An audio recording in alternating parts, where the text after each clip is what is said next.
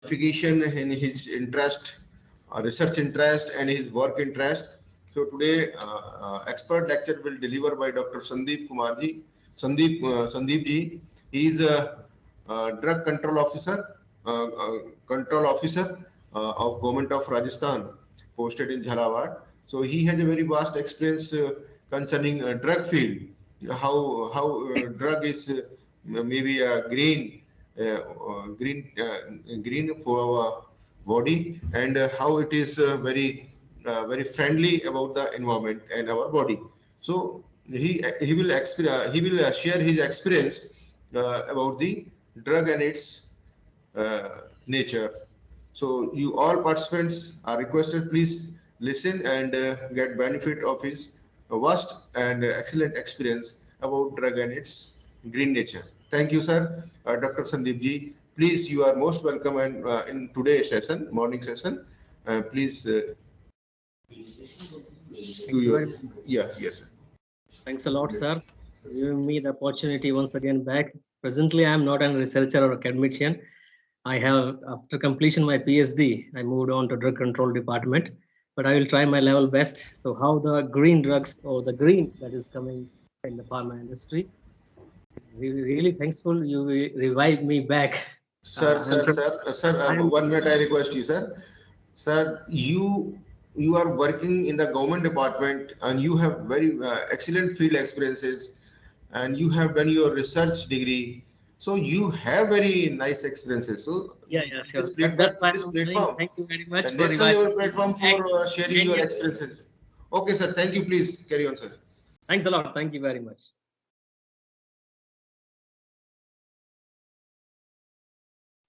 So I would like to welcome all the participants, all the faculty members who are presently attending this presentation.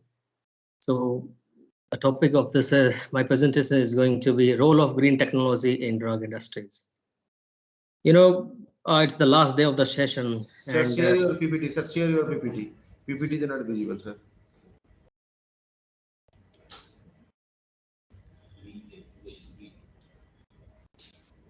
how is it visible, sir? Just a minute. Yeah. It is visible, sir. Yeah, thank you. Now carry on, sir. So, presently, I'm going to deliver a presentation on role of green technology in drug industry. So it is already the last day of the session of FDP, and I know that from last 4 days you are listening a lot of about the green technology, the principles of green technology, and how we are. But because the introduction part is going to be same, whether it is of rubber industry, plastic industry, agro industry, or medical field, or it's the pharmaceutical. So I will not focus on the introduction part because the slides are common. I am presenting 90% of will be the common. I am presenting, or the Veer Bansal also presented the last, and the other speakers which have presented. So I will speak. I will skip that introduction part from the green technology because I am from the drug departments. So I will talk about the what are the green drugs and what are the other products that we can synthesize or we can make in the pharmaceutical industries. So my first question is that which is a drug? Generally, because the role of green technology in drug industry, so directly going to the drug industry role, so we have to understand what actually is a drug. You know, we think that we take tablet, capsule, injections, they are considered as a drug. Every person who got infected or who got at least ill during his lifespan, so he have definitely taken some medicines.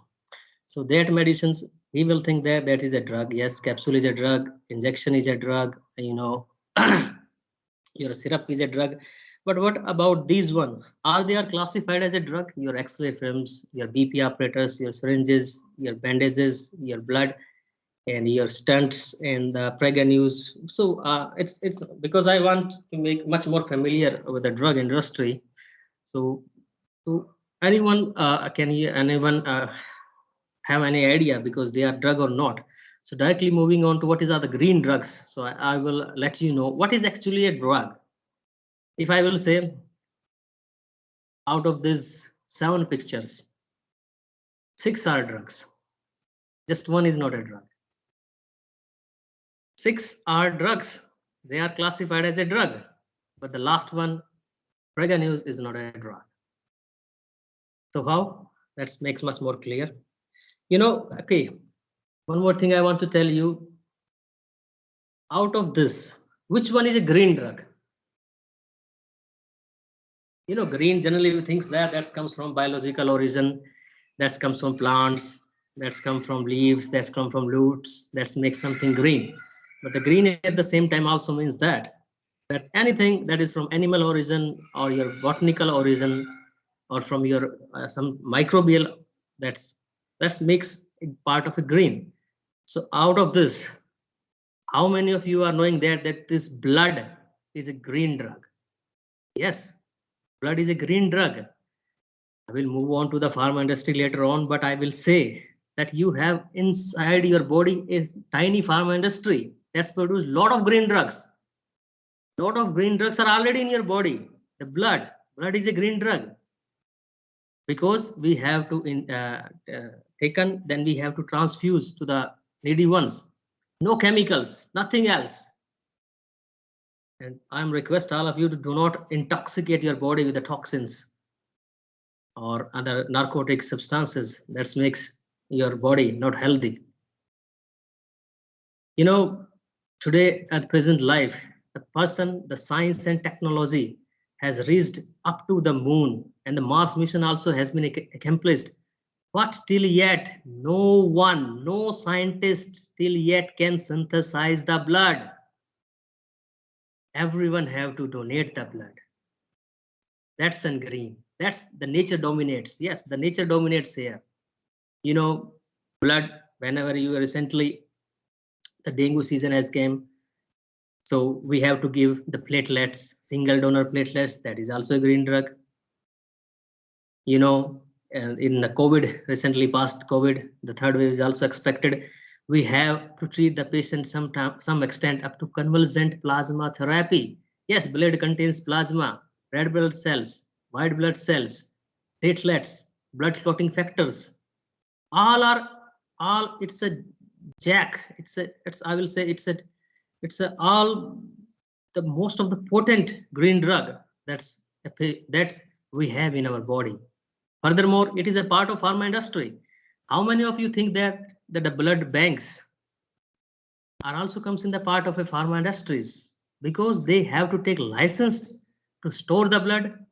They have license to make the components of the bloods, and even they have to take the license for the convalescent plasma therapy. Whenever there is a license is needed, meant to say that's part go under the manufacturing, and the manufacturing mean to say something that is related to be in the pharmaceutical fields. So blood is the one of the natural green drug, I will say. Another green drugs that you also have in your body, insulin. Yes, the hormonal preparations, they are all the drugs. So if you will keep your body green, definitely all the parts will be green, and definitely you are going to. And there is a one, pharma industry have one slogan. I don't know, it's mean that's go green, save the green. Simply, if you will go green technology, you have to. The second green is meant for your currency. Yes, currencies, they are green in color most of the times. Go green, save the green. Now coming to the why, what is the exact definition of the drug? So that's a definition of a drug that makes much more clear. All the medicines, medicine means to say the substances which will take, which have some pharmacological activity in our body, they are classified as a drug. One used internal or external, both for human beings, for animals, and all substances. That the word mentioned here is a substances, mean to say they does not have any pharmacological or therapeutically active, but they are still classified as intended for diagnosis. The blood already told, because it is used in the treatment of disease like your disease of your COVID, or it is of your hemophilia, because blood clotting factors that also comes that are from natural region, from your bloods, and the cardiac stents also. Now the question is that the preganeuse, whether this is a drug or not, because as per definition of a drug, that is the substances used for diagnosis for any disease or disorder. Yes, the word important is very important. Is a disease or disorder should be there, but I will show that the pregnancy is not a disease. It is a human physiology. So that's why this Prega news and all other that kids, they are not classified as a drug, because pregnancy is not a disease. If it is any kind of other disease, that will substance will fall in the category of a drug. Second one is we take a lot of substances that are the vitamins. We take vitamins as a food, and we also take as a vitamins as a drug, but there is a certain limits that makes that fall them in a drug or some in the food item. The substances included as a component of a drug. For example, if you want to component mean to say it's a whole unit. For example, the syringes, if I have to inject any injection, then I have to use the syringes.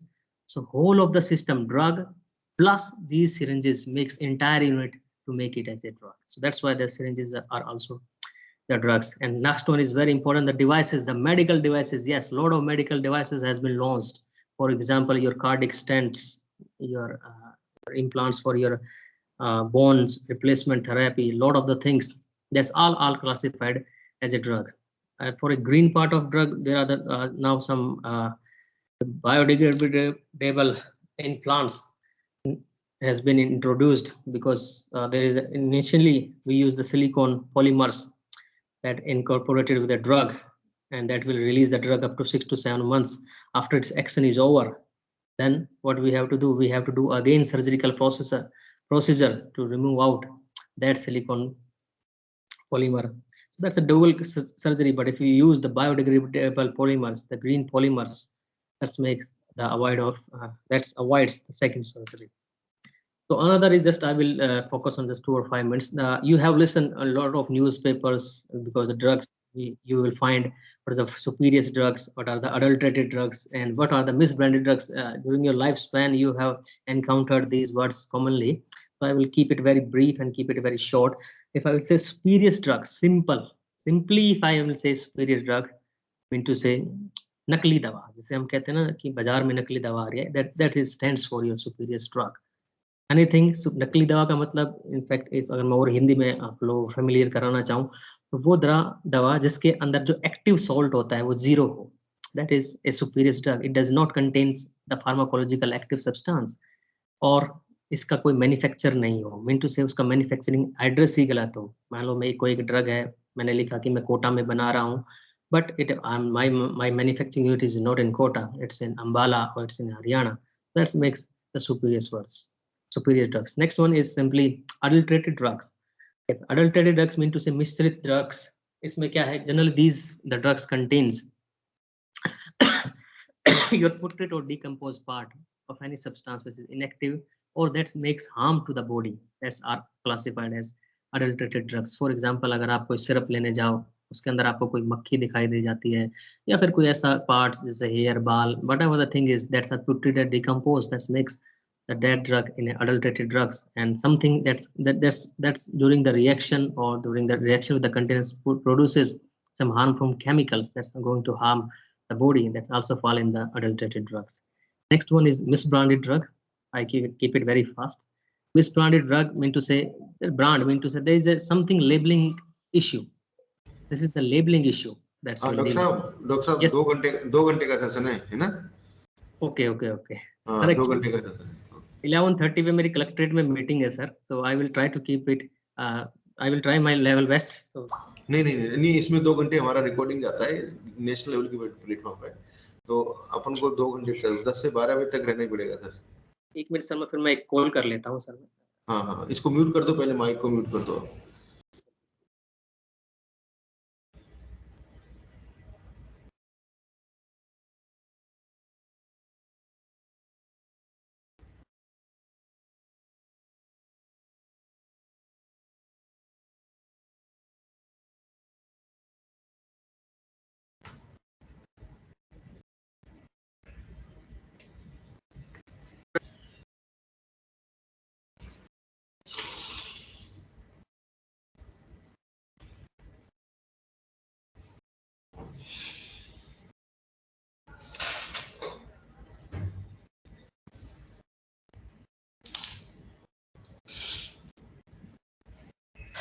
So thank you. Coming back to the presentation part. So can I take detailed view of these drugs? If anyone is interested, I can take a detailed view. If it is not, please, you do what you want. You explain. I will extend. Thank you. Thanks a lot. So I have simply saying what is a spurious drugs. Spurious drugs का मतलब generally नकली दवा हम जिसे कहते हैं. इसमें generally आपका कोई भी chemical salt जो active salt है अगर वो missing है ही नहीं, तो that will fall under the category of a spurious drug. One. Second one, अगर इसका drug का कोई manufacturer actual में exist ही नहीं करता, when it's the manufacturer does not exist, mean to say जैसे कि मैं कोटा में हूँ, कोटा में मैं एक drug मेरी factory है और मेरा drugs की फैक्ट्री एक्चुअल कोटा में ना होकर मैंने हरियाणा अंबाला में उसको बनाया है और द एड्रेस जो है वो फेक हो गया मेरा, so that's makes this is also a superior drug. Next one is for example मैं कोई ऐसी ग्रीन ड्रग बना रहा हूँ फॉर एग्जांपल जिसके लिए मेरे पास कोई प्रोडक्ट परमिशन ही नहीं है. Yes, the drug department issue the product permissions to manufacture the drugs. अगर वो मेरे पास product permission नहीं है, for example recently you know the remdesivir जो इंजेक्शन जो ड्रग थी वो आपका एक कोविड इन्फेक्शन जो ट्रीटमेंट में यूज होते थे. जनरली 4 और 5 कंपनियां ही थी जिनकी ये सुपीरियर ड्रग्स आ रही थी क्योंकि सरकार ने उन्हीं को ही आपको बनाने की परमिशन दी गई थी. अगर वो परमिशन मेरे पास नहीं है और मैं उसको विदाउट परमिशन बना रहा हूँ, so that's also makes it as fall in the category of a spurious drugs. Fourth one, अगर spurious drugs में अगर मैं I will add any other substance, for example मेरे पास for example green drug derived जैसे आपकी tetracyclines है. tetracyclines मैं claim कर रहा हूँ कि मेरे पास tetracycline है, but tetracycline ना होके इसमें streptomycin निकल आती है. During the testing procedure we find that it does not contain tetracyclines, it contains the streptomycin. So मतलब जो मैं claim कर रहा हूँ तो झूठा है. I will found another drug that means also in the category of spurious drugs. So these are the major category that you will identify the spurious drugs. Next one is adulterated drugs.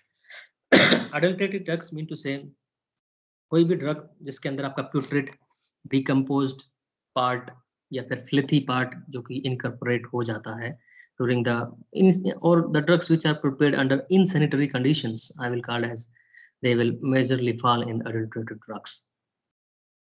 For example जैसे कि मैंने बताया आप कोई syrup लेने गए उसके अंदर आपको मधुमक्खी दिखाई दे जाती है, मक्खी दिखाई दे जाती है या फिर कोई भी बाल किसी का भी, that's fall under the category of adulterated drug.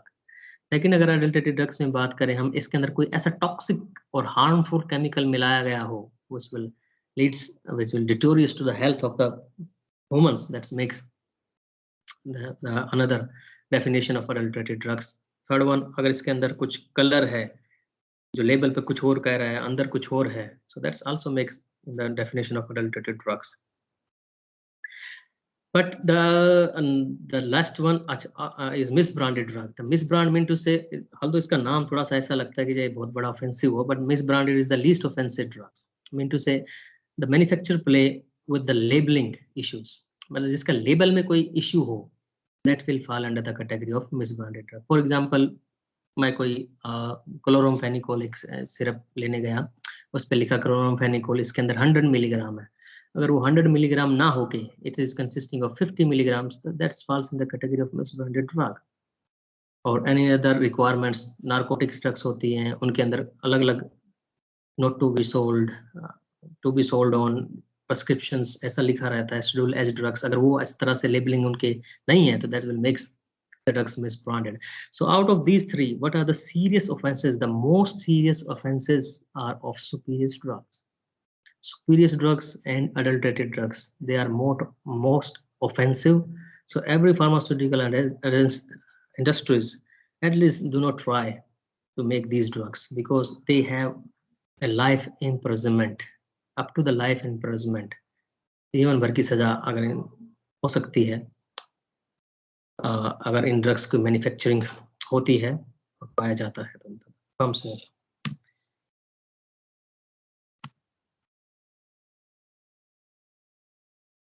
Now we're coming back to green technology of nano drug delivery systems. So as I told earlier that because this is the last day of sessions and most of the all from last 5 days you are listening the introduction part, and the introduction part is going to be the same whether I will present or Veerbansan will present or Dr. Saab from SMS Jaipur they also presents. They all the 12 principles of green technology and a lot of the things that will remain common. So I have already skipped that and I have directly moved on the principles or directly move on the role of green nanotechnology in the drug delivery system. So now the first one generally conventional drug delivery system hai, we have tablets, we have capsules, we have suspensions, and we have emulsions and solutions. They are generally the conventional drug delivery system, but because this is a drug, or they are all are taken by oral route, and when it is taken by oral route, then we have a lot of disadvantages. We have to we have to face a lot of difficulties. For example, the first fast metabolism, because this is an oral route, so that's why the liver is involved. They will metabolize the drug very fastly, and the effective drug that will reach into the circulation is going to be very less. Mean to say that's a poor bioavailability. Bioavailability mean to say is the drug that will come in the blood circulation, the rate and extent, how much time it is coming in the blood, and how much up to what extent. For example, you have taken 100 milligram, and the body the drug that is reaching in your circulation is 80 milligram. So they will say the bioavailability is 80 milligram. There is always loss in oral by first pass. There are a lot of the drugs which extensively undergoes the first pass metabolisms. So that's why they are not preferred. For example, अगर आपको कोई भी protein preparations लेनी है या genetic preparations लेनी है, we cannot take it by oral route. Yes, the proteins drugs and the other drugs we cannot take by oral route because protein in the acidic environment they are going to denature their tertiary structures and their secondary structure, quaternary structure, they are going to be denatured, and that's why they are become they pharmacologically inactive. They will become so. Oral route is not a good choice of route for many of the drugs, hormonal drugs, your protein-based drugs, your gene therapy or gene-based drugs. Instability and tolerance because a lot of the drugs get deteriorated in acidic pH of the stomach. So that's why they should not be given in the oral route. Next one is fluctuations in the plasma levels. Yes, the drug will come. There is always a fluctuation in a plasma levels of the drug. No sustained effect. For sustained effect mean to say there are different kind of effect. One is called as sustained effect. One is called as extended effect. So sustained effect simply in our words, I will say that. For example, you want to take a drug after 6 hours. And you presently you have taken a dose now. अगर आपको कोई दवा 6 घंटे बाद भी लेनी है, वही दवा आज मैंने एक दवा ले ली, वो 6 घंटे बाद भी लेनी है, तो mean to say I have to repeat it after 6 hours. But in sustained effect, what is there? We have to make the formulation in such a way that it will initially first dose तो वो अभी की अभी release कर देगा और 6 घंटे बाद उसका पॉलीमर्स जो है वो डिग्रेड होंगे, then it will release the drug after 6 hours. That is going to release the drugs after 6 hours. So that's a sustained effect. Initial loading dose plus your control dose, I will say that's what comes under the category of sustained effect.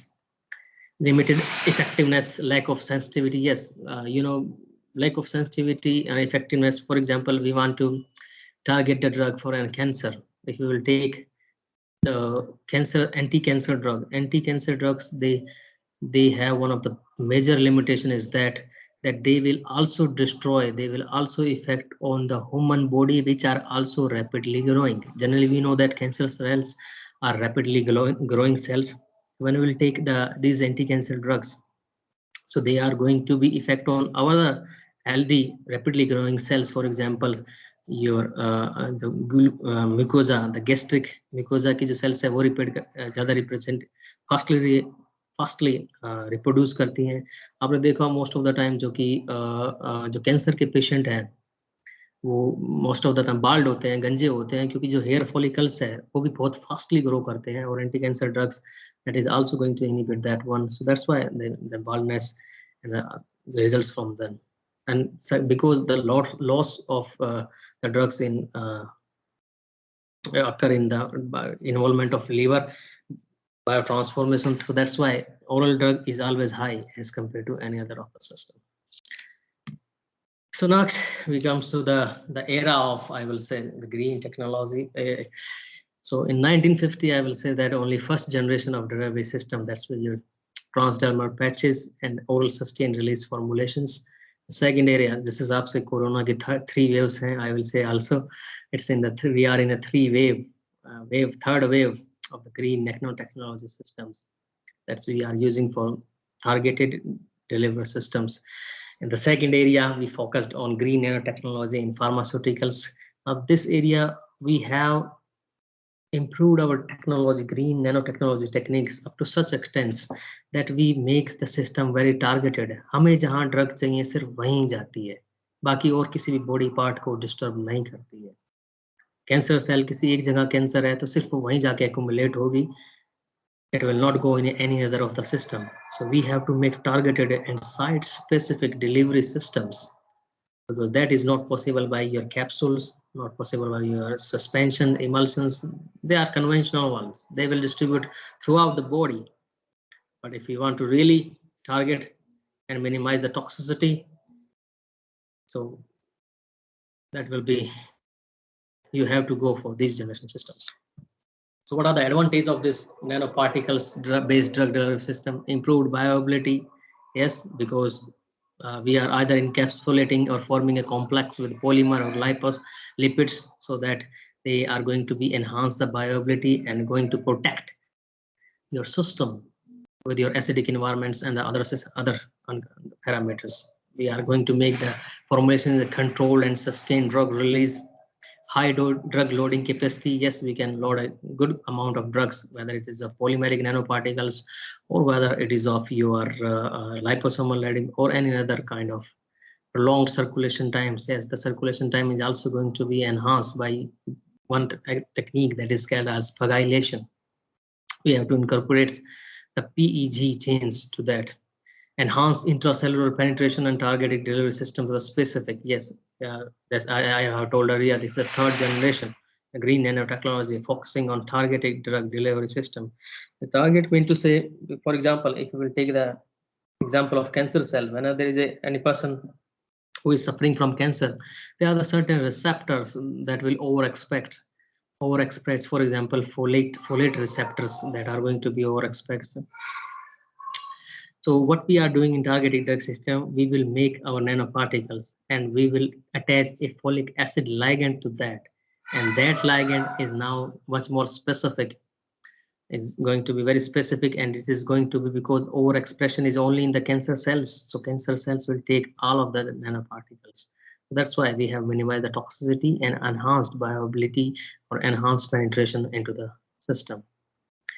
And next is protection. Yes, we are going to protect against the enzymes, the moistures. For example, if we will take about the DNA, for example, the gene-based DNA gene therapy. So we will take the enzyme DNA. So they are all throughout the body. So they are going to degrade and denature the proteins. बताओ ना, मेरे class में बेटा मैं आ रहा क्या लिखना है? मैं आ रहा हूँ थोड़ी देर में. मानो भैया से पूछ लो प्लीज. Actually, इसकी मम्मी आज हॉस्पिटल गई है तो I have to take care of. Sorry, apologize. So now we will deal with the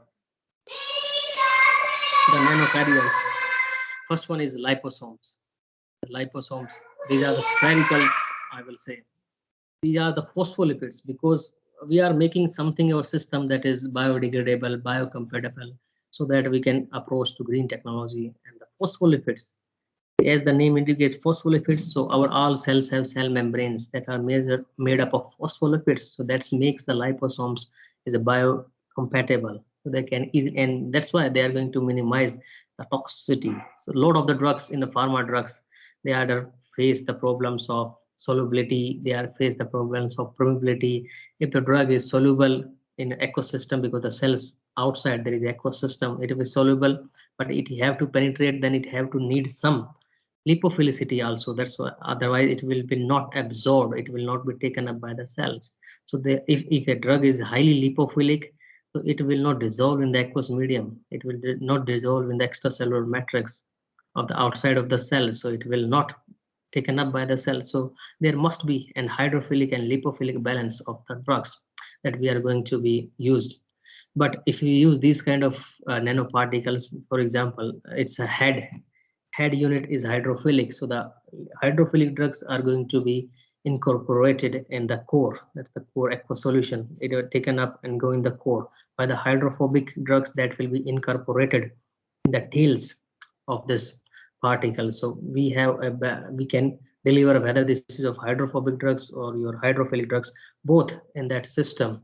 And the outer part is the your remain is the phospholipids. So because this is a phospholipids, that cell will recognize that that's a lipid part that's we can use that's biocompatible. So that's how the liposomes. Next one is polymeric nanoparticles, because we deals with the green. So that's why we have to take the green natural polymers for the drug delivery systems.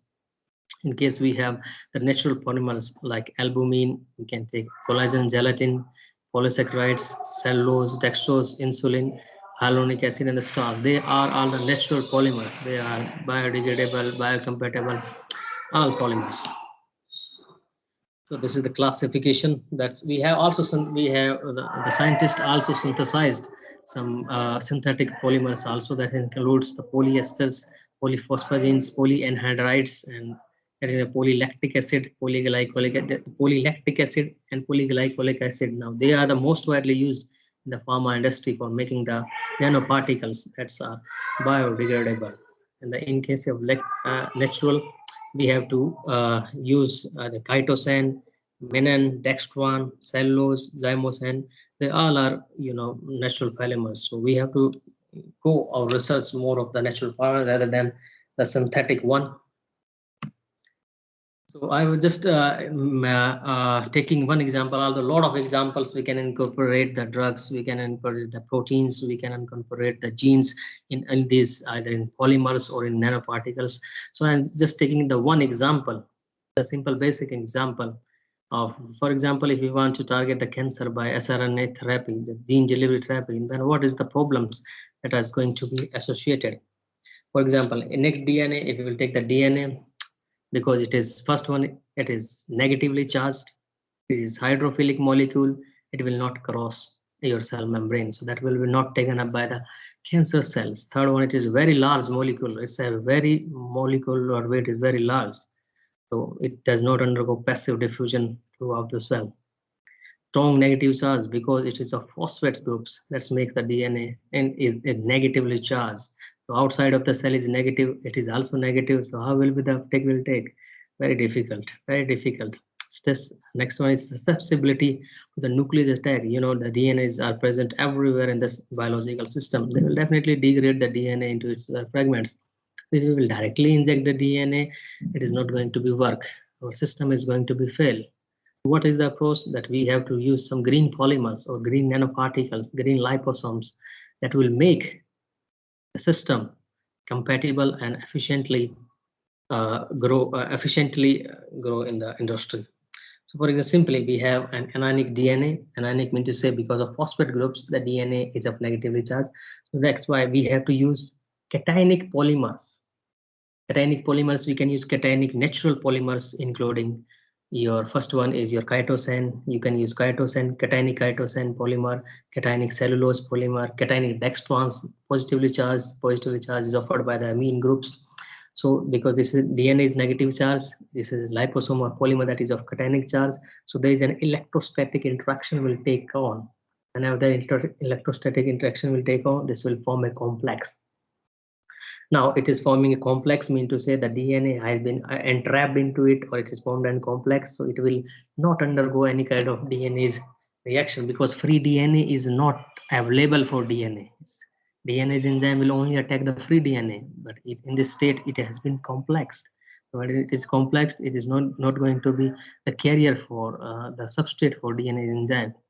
Then we have to make our nanoparticle to be an active targeting, mean to say we have to make something site specific, so we can attach or we can ligate with either folate receptor, either folic acid. We can complex this nanoparticle as folic acid, or another is hyaluronic acid. Also, so that we will make our system as a targeted drug delivery system.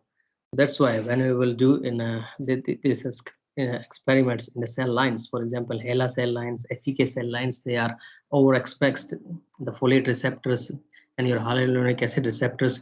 The first diagram that is confocal laser microscopy of lipoplexus and polyplexus is that it is only without, first one is without any ligand associated. You can say the transfection efficiency is less, but when we will attach, when we the second figure, when we attach some active ligand, so it will enhance the transfection efficiency to the entire of the systems.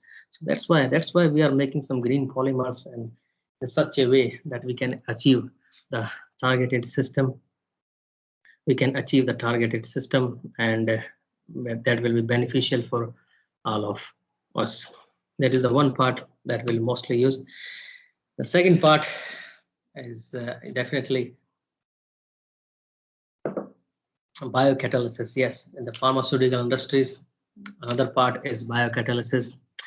All of you are very much aware because enzymes, they are called, we use the enzymes either from isolated enzymes or immobilized enzymes, or we can take it whole cells, microbial cells, because they are natural catalysts.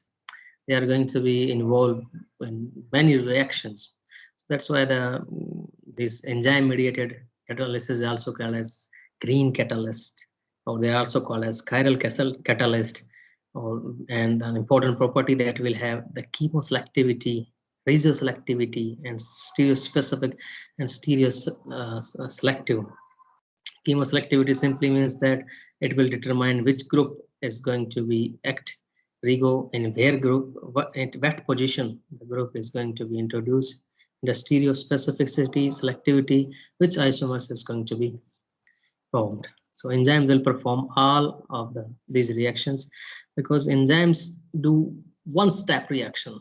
They only do once. They all do the interaction. They all do the chemical reaction, the biological reaction came in one step. So that's why we can save a lot of money. Go green and go green technology and save the green.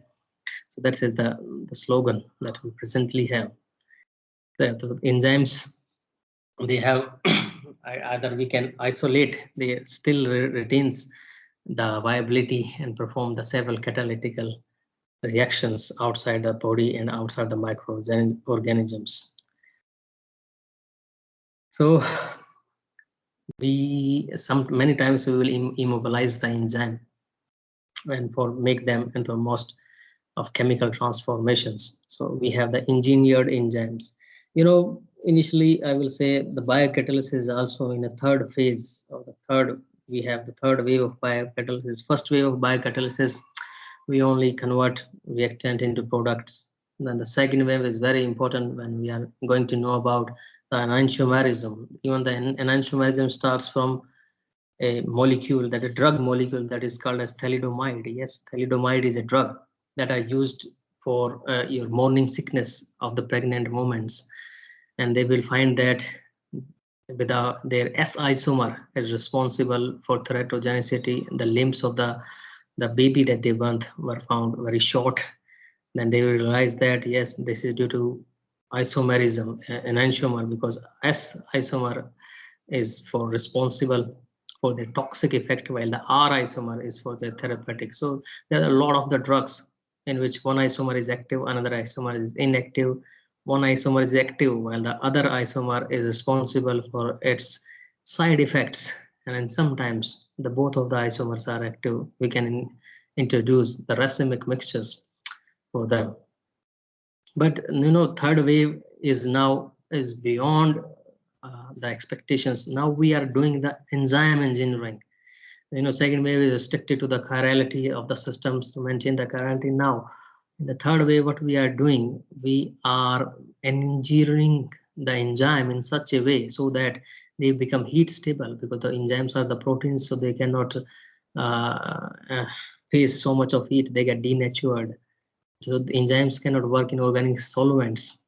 So now is such type of engineering is going on in the enzymes through your genetic sequencing, so that we are going to make the enzymes which are heat stable. Even we can work in the organic solvents, because most of the enzymes work in ecosystem. But there are the certain enzymes that is engineering is going on to make the system, the enzymes suitable in the organic system. Another is that the enzymes generally we will have a negative feedback or product inhibition phenomena sometimes, but in this we are designing the enzymes so they will continuously work irrespective of the product inhibition. And furthermore, they are going to be increased in enantioselective, rizoselective, and this one is accept new substrates. Yes, you know, enzymes, they will recognize certain groups of or certain parameters, a certain reason, but now engineering is done in such a way it can utilize some new substrate that all does not belongs to it. So one enzyme may perform the so many functions and catalyze the new many reactions. So generally in the pharmaceutical industry, you will say around 4,000 of the enzymes still yet commercially available. Out of this, 75 of the total enzymes are produced by 3 top enzyme companies, that is in Denmark based Novozymes, US based DuPont, and Switzerland based Roche. Most widely used enzymes in the pharmaceutical and the proteases, carbohydrates, and lipases. Mostly we'll say the lipases we are used. So enzymes that will biocatalyze the various reaction, oxidation reaction, group transfer reactions, hydrolysis, isomerism, ligation, bond cleavage, and bond formation. These are the reactions that is going to be most commonly utilized. But if we are doing the most of the enzyme engineering, so that we can take the biocatalysis up to the next level. So lipases are most widely used in the pharmaceutical industries because they are going to break down the glycerol into the fatty acids under the natural conditions, and that's why we use this is for weight control and for the obese patients. Proteases are another one which we are using in pharmaceutical industry for immune system, preventing anti-inflammatory bowel disease and curing the skin bumps and the stomach ulcers. Now, exam applications of enzyme in pharmaceutical drug synthesis. Yes, you know, the drugs can be synthesized either by chemical mode or it can be synthesized by your natural mode, that is called as green mode. The green use of some enzymes, microenzyme, wholesale microorganisms. So first one is a very classical examples of sitagliptin. Sitagliptin is a drug which is used as anti-diabetic, and this is dipeptidyl peptidase 4 inhibitor. This is a drug, but this drug, you know, you can see the figure in the below, that this sitagliptin, they have 2 carbonyl groups. But if you want to do the we want to convert this keto groups into amine groups, so that represents the enzyme is going to be very chemoselective in this way, because it is selecting the one keto group by the leaving the another keto group intact. So if you will do the chemical reaction, you have to use a lot of chemicals, and it will be multi-step. When we will use this by enzymatic route, by the enzymes, so we can transaminase, so they will definitely get an easier and very good, because this is called as the blockbuster drugs, mean to say the drugs when it comes in the market, they will block the sale of the others or its category. That is blockbuster drugs that have its new parameters, that have some its new generations that is going to be effect. So that's why this sitagliptin is anti-diabetic drug, very good one. Now the patients are combining it with metformin and other drugs, so the diabetic patient are going to be benefit as soon as possible.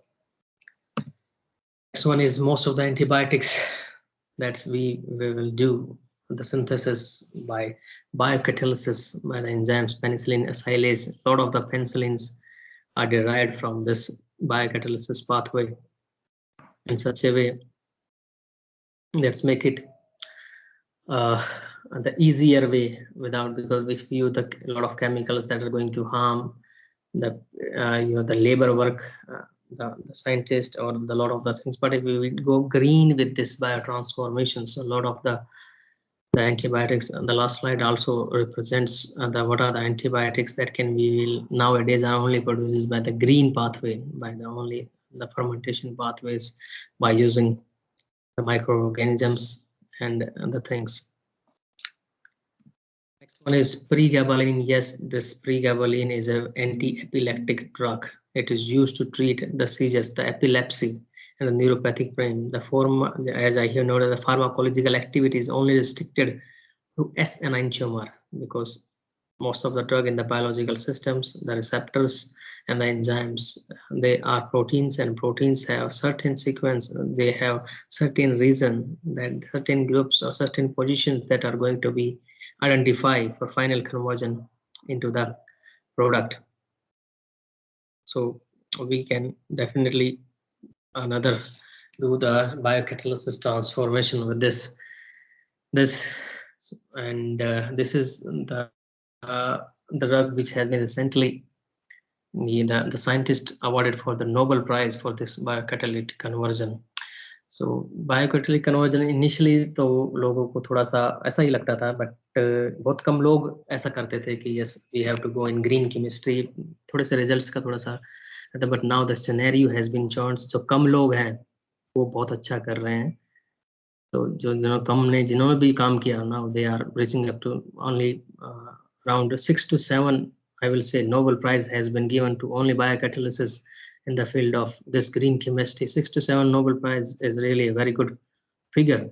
वो जो कम है तो उन्हीं के लिए मैं 4 लाइनें भी कहना चाहता हूँ कि शरीर जवाब दे नहीं सकता जब तक हौसला इस दिल में है, हसीन सपने देखने की हसरत हर मन में है, लेकिन इसे पूरा करने की हिम्मत बहुत कम में है।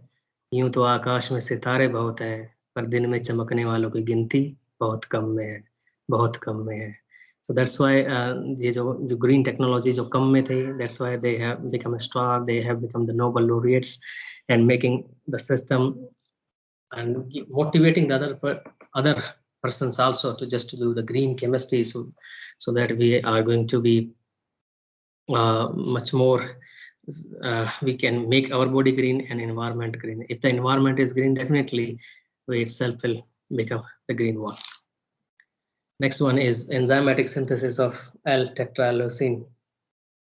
So then this is the drug this is a precursor, I will say, which is used for treatment of various HIV drugs.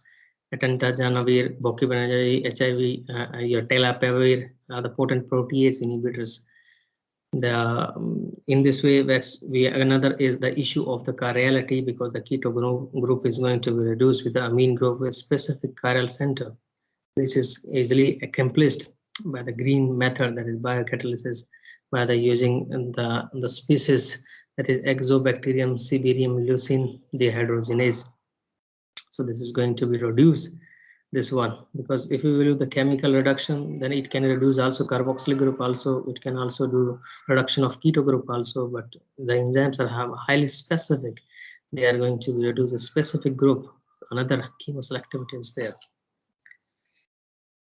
Next one is the another peptidases that's we can, enzymes sometimes utilize, that is called as dynamic kinematic resolution. They can use only one form, another form is remaining intact. So nitrile hydratase, these are the enzymes that will do another kind of reactions. Enzymatics is that statins. Yes, statins is another very, I will say, blockbuster drug. Atorvastatin and the rovastatins, they are one of the product of the intermediate is now produced by your enzymatic pathway, because statins, they are going to be lipid lowering drugs. Most of the obese patient or the persons who are antihypertensive sometimes receive these statins as a drug to lower their cholesterol level and prevent the atherosclerosis in such a way. So these are the scientists who have worked on this conversion, that is on this conversion, the three to make two alcohols group instead, and introducing two alcohol group and leaving one keto group intact. So this is another, the scientists also got Nobel Prize for this conversion in the biocatalysis fields. Applications of the therapeutic enzymes in the cancer treatment, and a lot of the enzymes, I will say, because enzymes, they are the part of the body mean to say they are green, they have not to go to any side. So we have used a lot of the enzymes for the treatment of cancer therapy, using pegylated asparagine, that is another drug we are using for the cancer treatments, and definitely they are going to be benefit. Use green, go green phenomena. The last one is that there are a lot of the antibiotics that pharma industry, they are now producing with microorganisms only. They are going only green synthesis, not by any kind of chemical synthesis. We are doing the fermentation techniques to achieve these one: penicillin charcinogenum, cephalosporin, actinomycin, crisoflavin. There are a variety of antibiotics now are only utilized. They are only produced in pharma industries by this technique also, fermentation techniques also, because they are not using any kind of chemicals, and easily we will get easily these kind of, because the antibiotics are the secondary metabolite during their growth phase of the microorganisms. So bacitracin, we can take it, that it inhibits the cell wall synthesis. Polymyxin we can take from Bacillus palmarius cultures. Amphotericin B, yeah, this amphotericin B, yes, I remember recently, this is one of the very good example. Recently, that after the COVID, there is a mucormycosis, black fungus diseases came. And the black fungus disease, for the treatment we have to use this amphotericin B. Now, the amphotericin B, the available in the market are of two types. One is liposomal based amphotericin B, and one is plain amphotericin B. So the liposomal based, that is also nanoparticle based amphotericin B, was found to be less toxic as compared to the amphotericin B, which is a plain, because amphotericin B is highly nephrotoxic.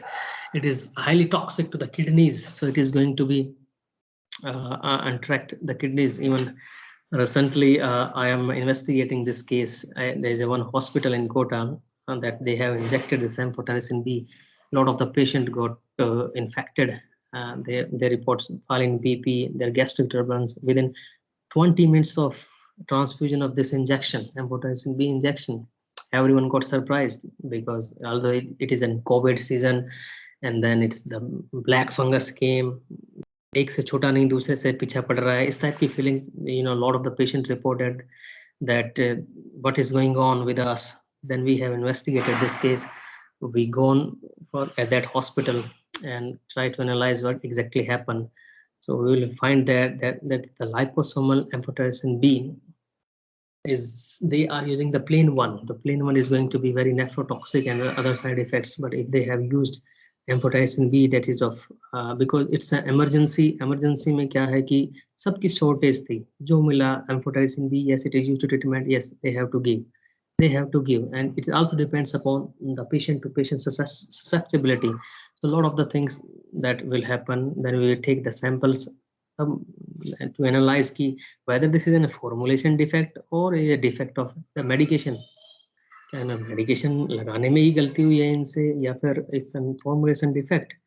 So we have taken, for the formulation, we can taken the samples of the amphotericin B and send it to the central drugs laboratory for actually what is going on, whether they have this drug is spurious or this drug is adulterated with some anything else. We can only say on the basis of reports of the government analyst that we will receive. So that report is going to be expected in 2 or 3 months, but lately we have not got the respective one. So the main phenotype, the amphotericin B, is marketed.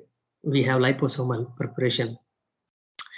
And this marketed for liposomal marketed formulation have one more component, that amphotericin B, these liposomes, the phospholipids, also contains the cholesterol. Yes, the cholesterol. Amphotericin B is going to be attack on fungal in a fungal cell membrane, and the fungus cell membrane contains contains a lipid that is ergosterol. So what we have to what the liposomal the technology in this stage is that they have incorporated the cholesterol in the liposomes. So amphotericin B will bind to the cholesterol. Okay, mean to say that is going to, because this amphotericin B, it loves the sterols. So initially it is going to, if it is unbind form, that is going to be very toxic. Its therapeutic index is very low. It is very toxic, one of the toxic drug in the history, I will say. But to minimize its toxicity, we have first attached cholesterol molecules to it. So when this is cholesterol molecule, it has been bound, but when it is reached up to the circulation point and the fungal inspection, this amphotericin B have much more affinity for ergosterol.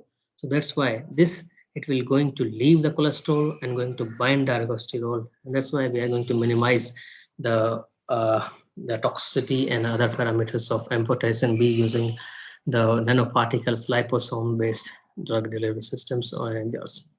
Erythromycin, that we can, erythromycin says erytheus, neomycin, streptomycin, ferrari, tetracyclines we can use. So these are the, some of the antibiotics still yet not be synthesized by they are also synthesized only by chemical route. These words, thank you very much. Thanks a lot to all of you for listening to the presentation.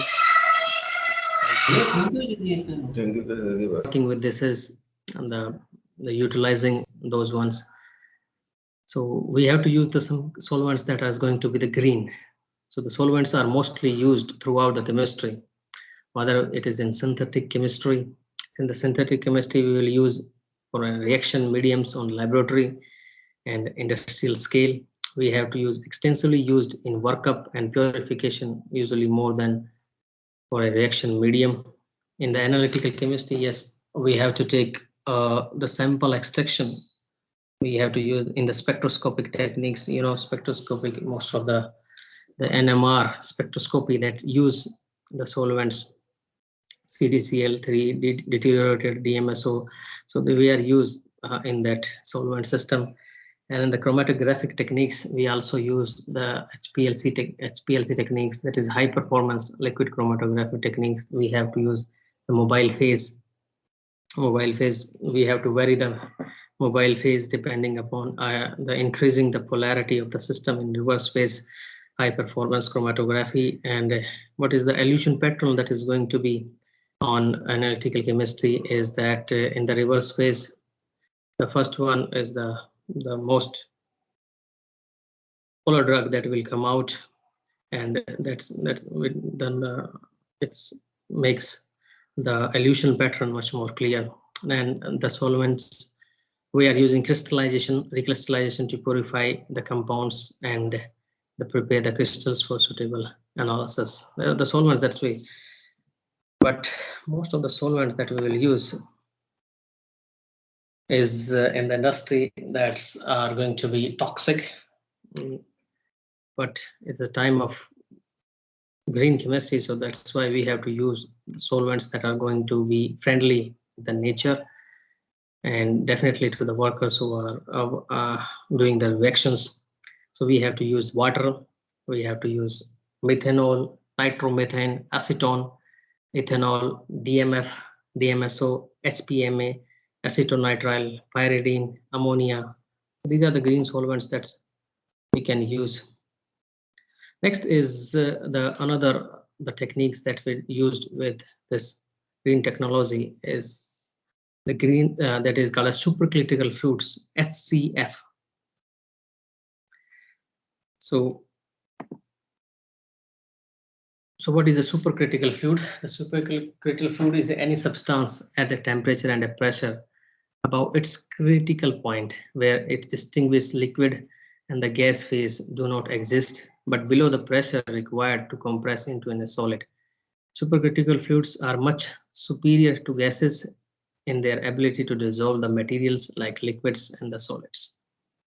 Diffusibility are much faster in the supercritical fluids than the liquids because they are the fluids. That's why they are going to have much more diffusive power that as compared to your liquids. So the extraction process become much more faster as compared to liquids. And the liquids for extraction, we will use most of the organic solvents. But if we will use this supercritical fluid, that will make the system much more eco-friendly and much more clear, and the extraction will become very fast.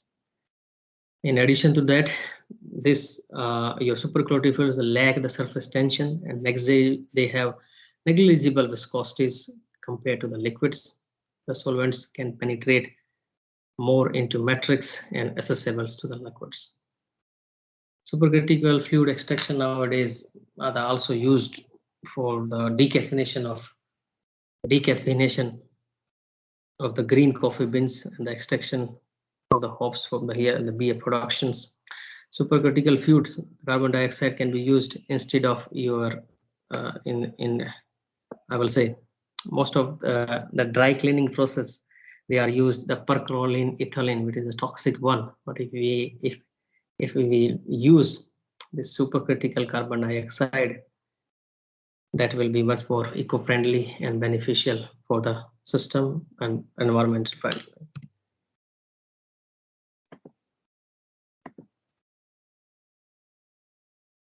The carbon dioxide is the most commonly used supercritical fluid.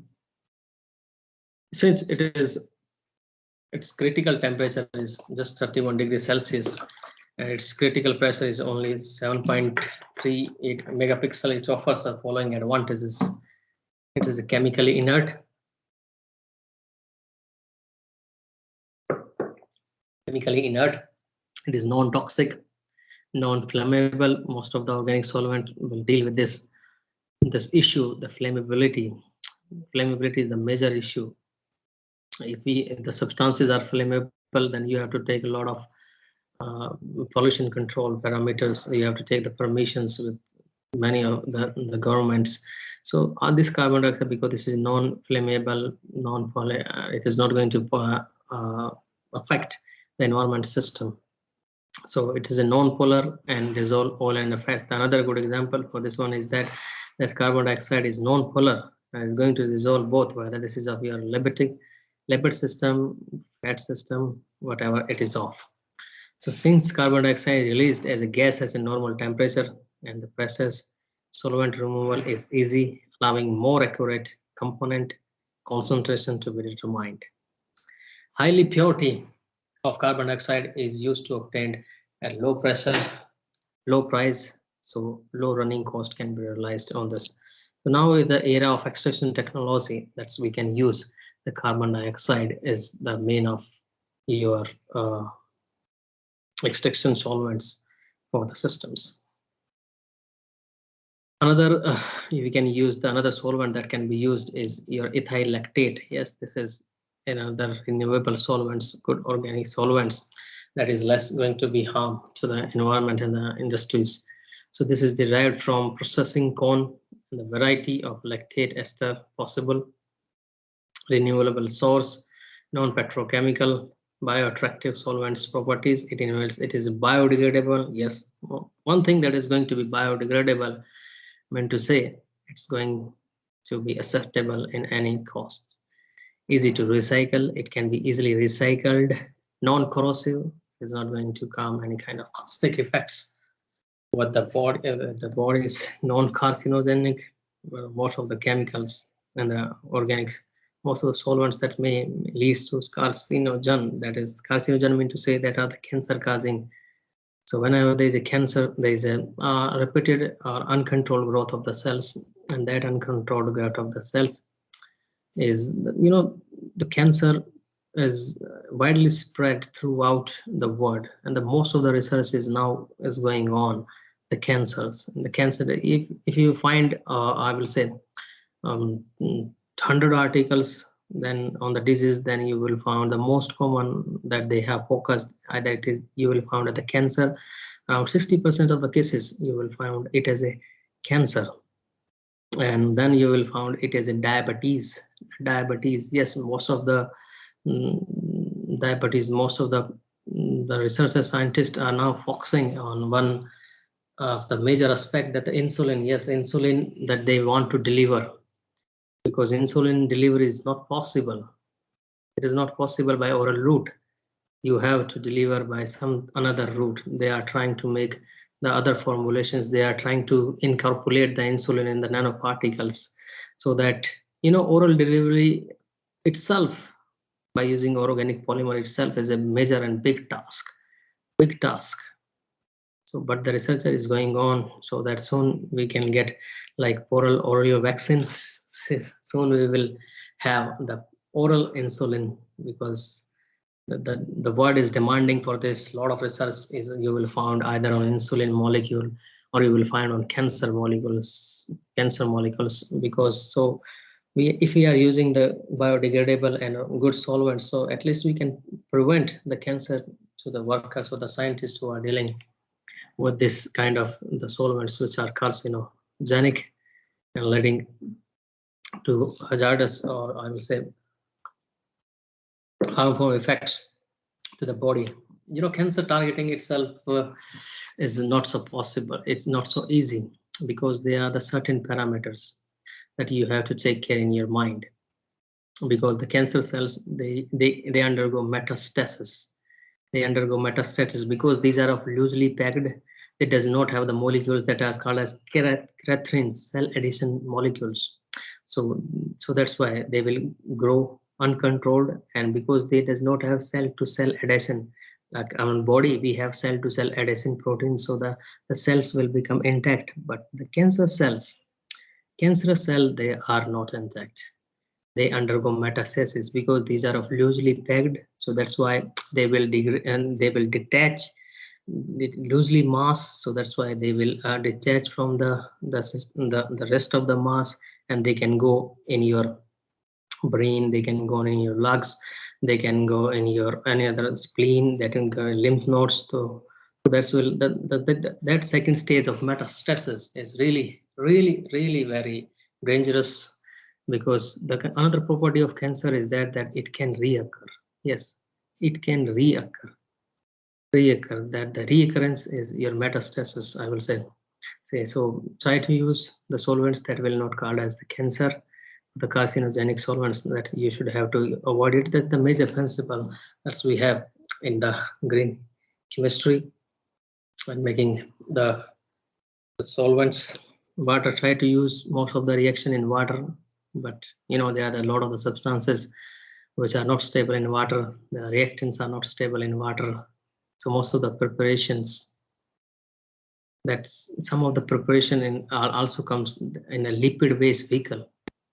Parental preparation mostly comes in the aqueous-based system, but there are the certain preparations that will come. If it not this is water, then maybe some another solvents. Sometimes fixed oils are also used, as natural fixed oils are also used for the drug delivery systems, because what they will do, they are going to be slowly form a depot, and from that depot, mostly your intramuscular injections and a lot of the injection that will introduce intramuscular, they will slowly release the drug, and making the sustained release, so that it will remain throughout.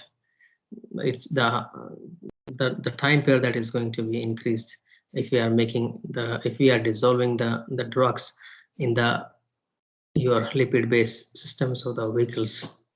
So the basic point overall is that we have to prevent the carcinogenic solvents and minimize that one. Maybe some reactions that are not possible, then you can only do, otherwise just completely avoid the carcinogenic chemicals or the solvents that we will use in the research. Next one is going to be ozone depletion. Yes, another one is that ozone depletion, that is again the UV protection layer is going to be disturbed by we are using the various, mostly the ozone depletion is nowadays caused by your AC, the hydrofluorocarbons that are going to be the gases that are used in the refrigerations. So we have to also take care of nature, and the ozone layer is also the part of nature, because it's going to be definitely this is going to be definitely protects from the UV rays, because the UV rays itself are carcinogenic. Yes, they can cause the cancer. If the ozone is depleted, UV rays can easily penetrate and they can directly come in fact to a something threshold that the UV rays that will cause dimer formation, iodine dimer formation that may lead to the skin cancers. So overall, we have to avoid all those for the that makes the nature much more greener and the environment cleaner. So this ethyl lactate is most commonly used in the paint industries and potentially have many other applications. Next one is your ionic liquids. Yes, ionic liquids. The name indicates something is good. Ionic liquids, the liquids that have the ions. So typically ionic liquids. Typically ionic liquids are consisting of, I will say, is a cation that is often ammonium or phosphonium ion. So and inorganic ion, generally the salts. It is a salt, and as you encounter that the salts are mostly in a solid form, but these are the salts that exist in a liquid form. It makes its character itself very interesting. The salts that are in a liquid form, they are called as your ionic liquids. So we will use these basically two times. There are many other maybe possible most commonly used. These are two. So these ionic liquids, they are liquid at room temperature, and they carry a variety possible structures. They have very low vapor pressure. So that's the advantages that we get with the ionic liquids. So ionic liquids are considered to be ideal alternative to volatile organic solvents, because volatile organic solvents, they have high organic pressure and they will volatilize very fast. They can catches the fire very fast, and that's why. So they maybe, but there is slight the ionic liquids are, I think so, 10 times more costlier than the volatile organic solvent, but they are much because this is only one time of costing, so that we can increase the bio, because our environment is green, we are green will remain green industry. Next one is high thermal stability. Yes, they are going to be stable up to 600 degrees Celsius temperatures. They are very stable. So most of the the reactions that will require the heat, they can be easily carried out in these organic solvents. They have low viscosity. Because of their low viscosity, because of their low viscosity, they can penetrate and they can extract out many of the substances very easily as compared to your solvents and other systems. They have no vapor pressure. They have high electrical conductivity. Industrial use, most of the ionic liquids that in the industry we are using for the isomerization reactions, we are using it for alkylation, we are using it for dimerization, and we are using it for hydrogenations. So one part that we are using is we can replace the solvents in making something biodegradable, or the which is going to cause less harm to the environment. So we can use the ionic liquids for the chemical reactions that we will make the green systems. So that's might be interesting, because the green, the green drugs, green nanomedic medicines that will be approaching soon in the market. So that everyone generally initially thinking that the people thinks that the green drug, mean to say the drug that will come from your plants, that will come from your roots and your leaves and a lot of other things. But now the scenario, when they will find it as the blood is a green drug, platelet is a green drug, convalescent plasma is a green drug, insulin is a green drug, and a lot of the green drugs that's it already inside in our body, they will find that yes, that's why to explore. Why not to explore the more of the biological system, so that we can produce much more green drugs from the animal origin, also not from your plant based origin. Most of the nowadays, as you know, the antibiotics that we are using are produced from your plant sources. Antibiotics we can get the plants from and plant sources, for example Taxol, that is an anti-cancer drug that is used to treat the cancer, and we will make Taxol to paclitaxel, the mitotic spindle formation inhibitors we will use in that. So there are the plants-based anti-cancer drugs. Camptothecin, the vinca alkaloids, yes, they are the vinca alkaloids. These are the plant-based drugs we are much more using in vincristine and vinblastine. They are the main the derivatives of that we are using in anti-cancer therapy. Most of the bombastic results, whether this is a docetaxel, whether this is a vincristine and vinblastine, the natural based anti-cancer drugs that are going to be green drugs and that are really going to be benefit the cancer system.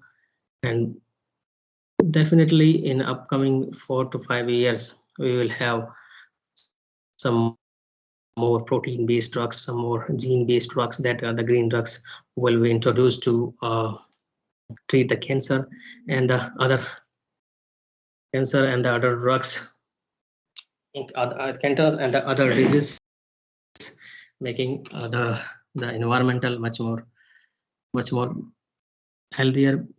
You know, the initial the generation is thinking presently, the generation is moving back that yes, we have to use some plant-based drugs. There are the green drugs. They are going to leave the allopathic system of the drug systems. That's that we don't want to use the allopathic medicine. That's why they are moving back to the green drugs. They are taking the green drugs for your diabetes. They are using green drugs for your anti-cancer treatment. And sometimes they are using for your chronic heart Asoka extract liquids. They are the allopathic part. They are your Ayurvedic system, the drugs that we are using for the treatment of the various diseases. For the manufacturing of these green drugs, whether this is of your allopathic system or for your Ayurvedic systems, you have to take the license from the licensing authorities. You cannot manufacture directly. You know, nowadays a lot of the drugs that's coming in the market are just household recipe, but I will totally avoid that one. That you should not have to take. You have to take from proper manufacturer, proper buyer, so that because in Ayurvedic system there may be some kind of contamination, so that you should have to neglect. Green drug mean to say you have to take the quality of the green drugs if you are going to Ayurvedic system. Otherwise you can move on to any other Unani system or the Unani systems and this homeopathic system. They are using the extracts of the plants. Yes, they are going to use the extracts of the plants that are ethanolic extracts. They are still going slow, but they are going to be effective one.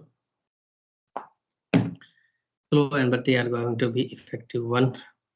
So if we will take our nature, if we will make our environment green, if we will make our surrounding green, if we will make ourselves as a green, because I have told earlier that your body in itself is a small pharma industry. Yes, it's a lot of therapeutic proteins, therapeutic gene, therapeutic hormones that your body itself are producing. If your body is corrupted, then you have to go to outside the market to take the other medicines that are green. But if try to make your body and try to make your environment much more healthier, so that you don't know how many lives you can save, because recently I have done there's a dengue has came. I have motivated most of the chemist association persons that at least you have to donate the SDP, single donor platelets, or RDP, random donor plasma, so that you can save the lives. If they are intoxicated with something else, then definitely they are not going to be helped in these by transfusion of these green drugs. And not only these drugs, there are a lot of the enzymes we are going to be used in this.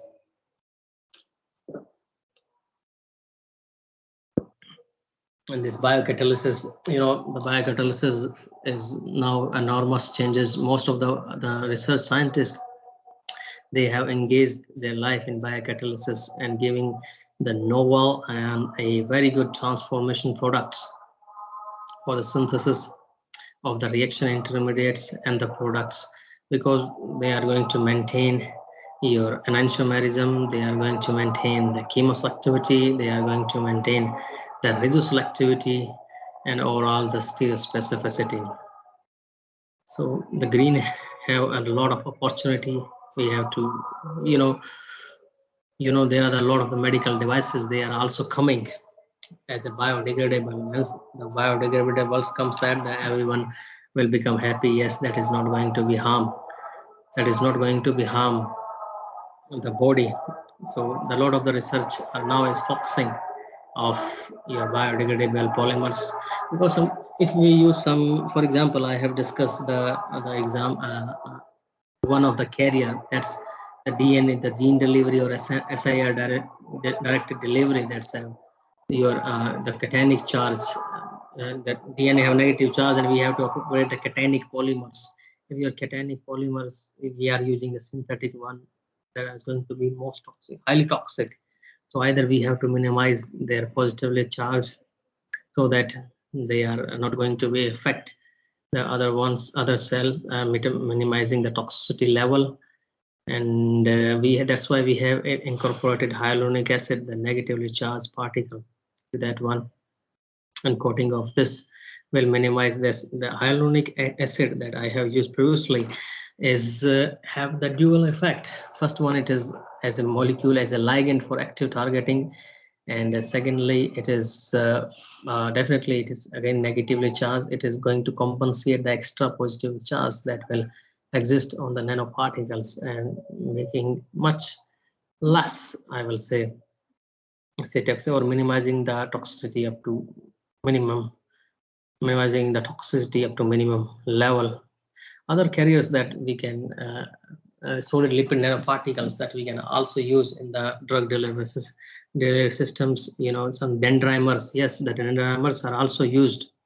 They are the branch tree-like structure. These are the polymeric nanoparticles. They have dendrimers. They have the end, and at their end, we can ligate the various the ligands for the cancer cells. For example, we can couple the folic acid with that, the branches of the ligands, and so that we can make nanoparticle much more targeted for the cancer delivery or any other delivery.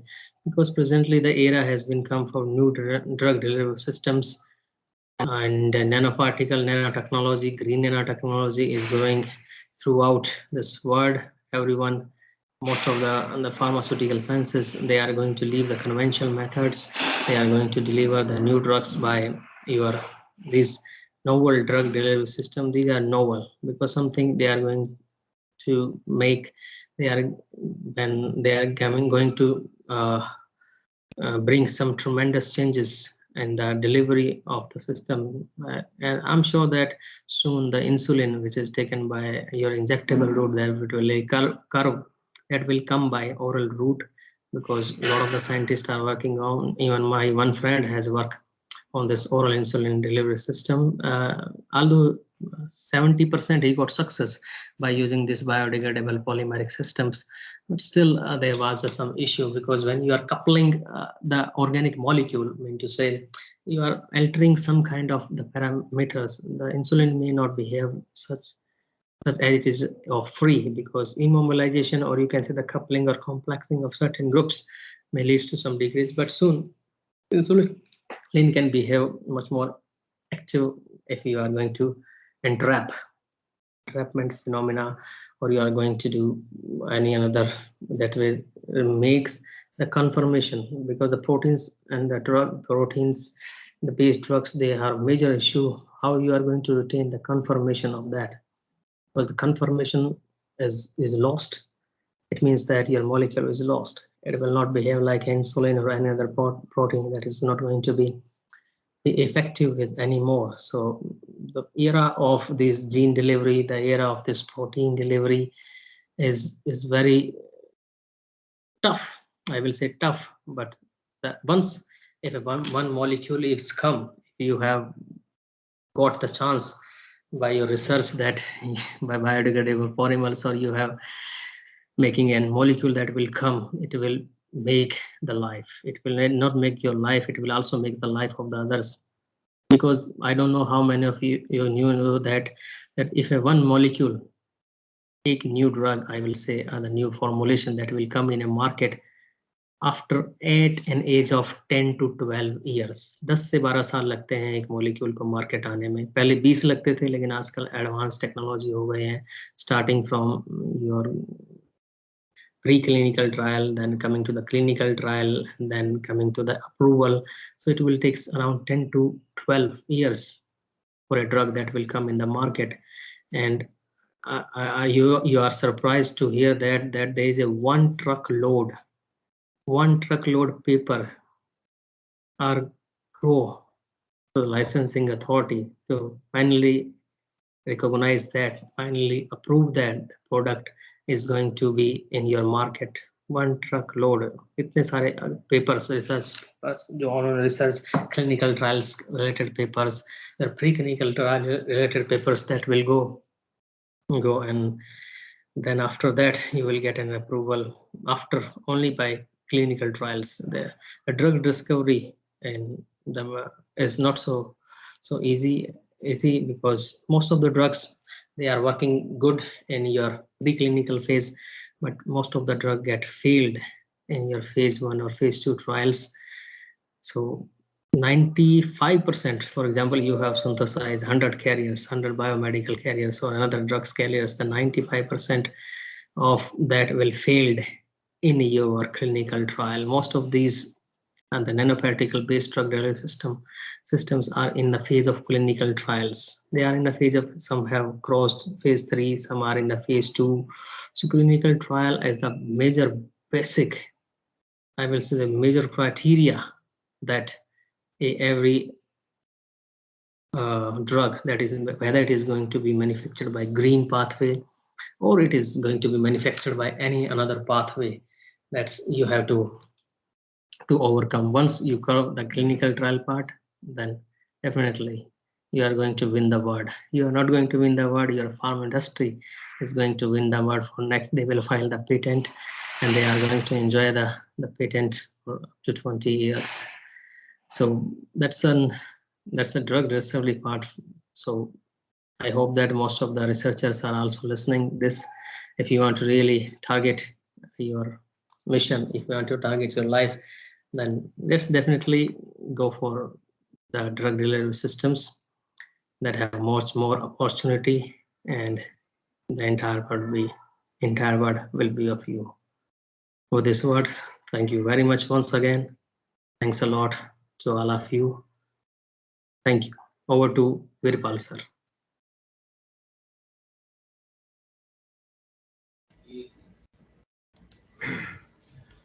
Dr. Sandeep Kumar ji. Okay, Yes, thank you. You deliver a very excellent lecture, and I hope if there is any query to Dr. Sandeep, please ask the query. All participants are requested, please, if you have any query, please ask to Dr. Sandeep ji. Concerning green drug, please ask.